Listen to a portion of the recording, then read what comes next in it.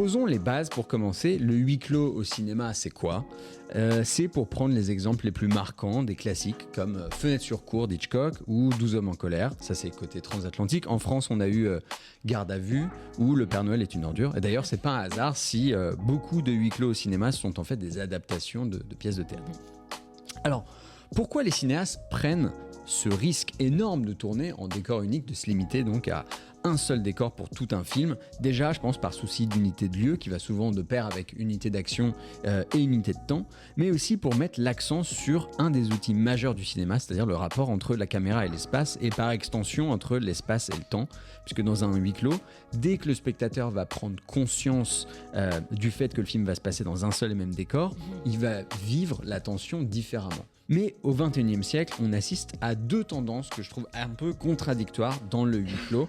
Tout d'abord, ce que j'appelle le faux huis clos, c'est-à-dire dans la lignée de The Shining, des films en décor unique, mais c'est un décor qui est tellement tentaculaire qui contient tout un monde sans qu'on ait à sortir de la pièce. Alors, le Overlook Hotel, par exemple, il y avait un nombre énorme de chambres, il y avait un bar, il y avait un lobby gigantesque, il y avait même un parc avec un labyrinthe. David Fincher, quand il fait Panic Room, il ne filme pas un simple appartement, c'est un hôtel particulier de 3 niveaux, avec notamment la pièce éponyme, qui permet une extension du monde du film au-delà du huis clos classique. Hérétique, dont on a parlé la semaine dernière, s'inscrit aussi dans cette tendance maximaliste du huis clos avec un déploiement de décors dont on ne va pas dévoiler les méandres pour ne pas spoiler.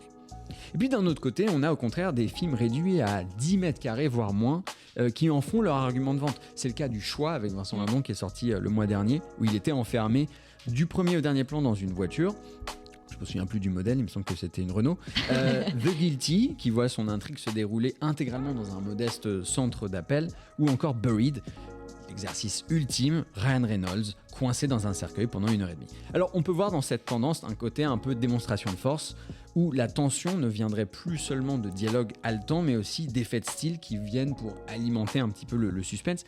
Et on peut d'ailleurs considérer que cette mode du faux minimalisme a été initiée par Joel Schumacher, qui est pas vraiment le plus sobre des réalisateurs de notre époque, avec Fun Game en 2003, Colin Farrell, qui lance la mode du film puisqu'il est bloqué dans une cabine téléphonique à Manhattan. Bonjour l'odeur. Plus sérieusement, pour voir un huis clos maximaliste avant l'heure qui tient toutes ses promesses pendant 2h15, je vous invite à voir ou revoir Le Limier de Mankiewicz sur un scénario d'Anthony Shaffer. Alors, pas le remake de 2007, vraiment la version originale. C'est vraiment un des chefs-d'œuvre du cinéma anglais qui est porté par les immenses Laurence Olivier et Michael Caine. Comme quoi, il n'y a pas de secret. Si vous voulez faire un huis clos réussi, il vous faut un grand réalisateur, 2 acteurs hors pair et un scénariste de talent.